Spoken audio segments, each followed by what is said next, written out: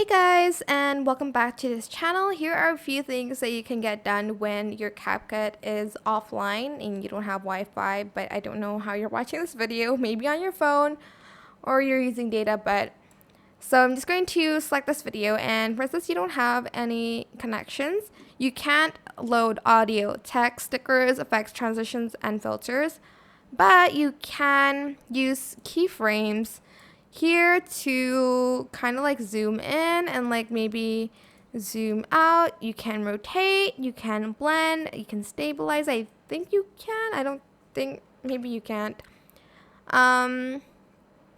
Maybe did I even add any keyframes to this?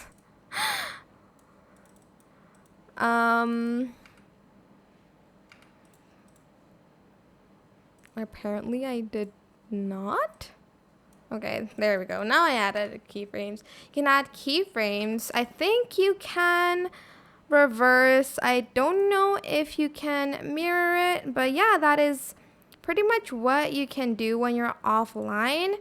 I think you can go to adjustments and you can adjust saturation and hues and temps. You can maybe adjust the brightness, etc. But I think that is what you can do. Again, you can't load these, but you can do a lot here, and you can definitely use keyframes.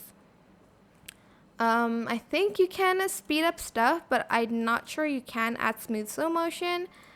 But yeah, that is it. Super simple. I hope this tutorial was helpful for you guys. Don't forget to like, comment, share.